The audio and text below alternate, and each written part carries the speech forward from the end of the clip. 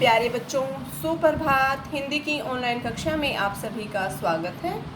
बच्चों, पिछली वीडियो में हमने संख्या के बारे में समझ लिया था कि संख्या किसे कहते हैं, इसके कितने भेद होते हैं। तो बच्चों आओ, आज की कक्षा में हम संख्या के बारे में अपनी व्याकरण पुस्तक में से पढ़ते हैं। ये आपका पेज नंबर 22 पर दिया हुआ है। पाठ 5 संख्या। संख्या को हम इंग्लिश में नाउन भी बोलते हैं। ठीक है बच्चों, तो आप अपनी पुस्तक में पेज 22 पर देखेंगे, पेज नंबर 22, पेज नंबर 22।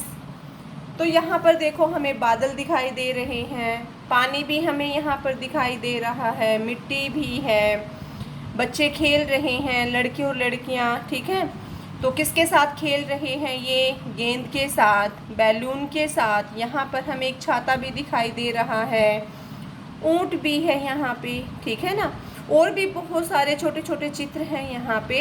तो ये कौन से शब्द हैं? ये हमारे संख्या शब्द हैं। ठीक है, तो बच्चों आओ हम अपना पाठ पढ़ते हैं। हमारा पाठ है बच्चों, यह समुद्र किनारे का चित्र है।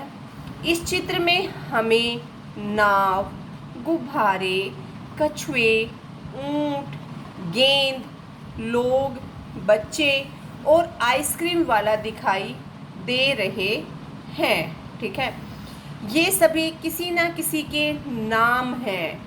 हम इनके नामों से ही पहचानते हैं। देखो यहाँ पर बहुत सारे चित्र हैं, तो जानते हैं ना हम इनको इनके नामों से। गेंद, गुब्बारा, लड़का, लड़की। ठीक है ना, तो ये किसी ना किसी के नाम हैं। तो नेमिंग वर्ड अर्थात नाम वाले शब्दों को हम क्या कहते हैं? संज्ञा शब्द कहते हैं। तो इसकी परिभाषा क्या होगी? किसी वस्तु, व्यक्ति, प्राणी, स्थान तथा भाव के नाम को क्या कहते हैं? संज्ञा कहते हैं। नाम कई तरह के होते हैं।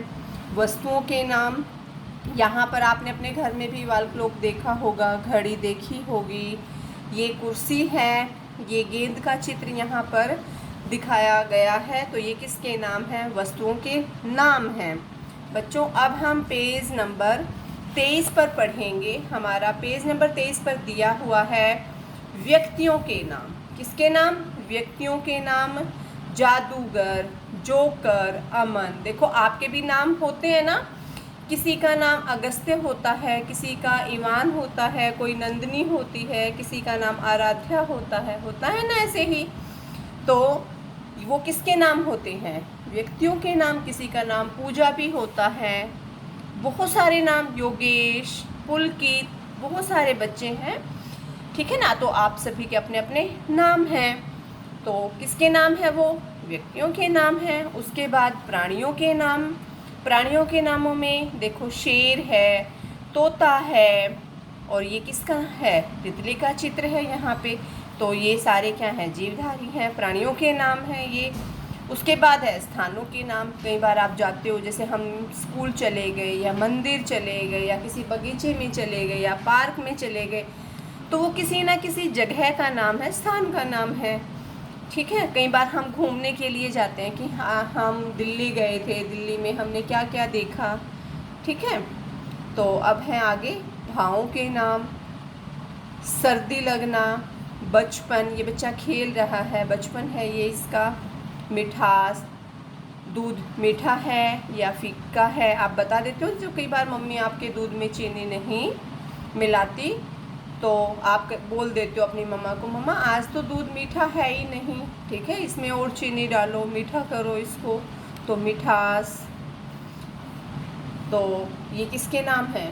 भावों के नाम हैं। तो बच्चों हमने किसके बारे में पढ़ा? संख्या के बारे में क्या पढ़ा? संख्या किसे कहते हैं? किसे कहते हैं हम संख्या? किसी, देखो यहाँ पर आपकी बुक में दिया हुआ है वस्तुओं के नाम। किसके नाम? वस्तुओं के नाम। फिर व्यक्तियों के नाम, प्राणियों के नाम, स्थानों के नाम, भावों के नाम।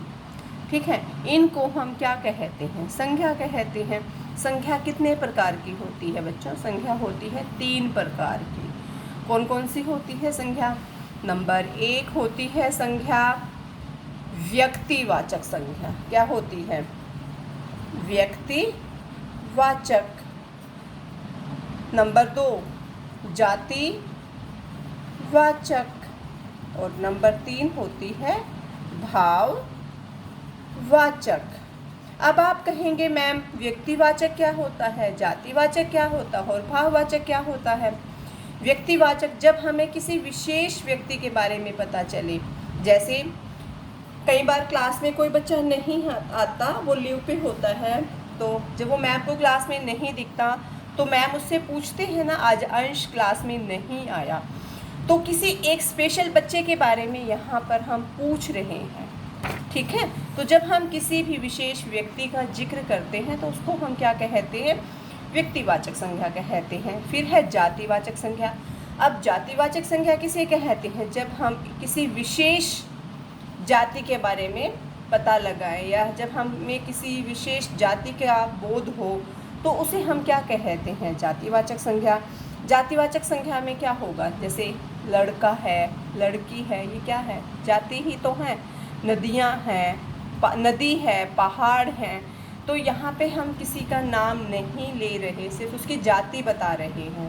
उसके बाद है भाववाचक संज्ञा, ठीक है। तो जब हमें किसी विशेष व्यक्ति के भावों का पता चले उसे हम क्या कहते हैं, भाववाचक संज्ञा, कि ये गुस्से में है या खुश है या दुखी है, ठीक है, तो इनको हम क्या बोलते हैं, भाववाचक संज्ञा।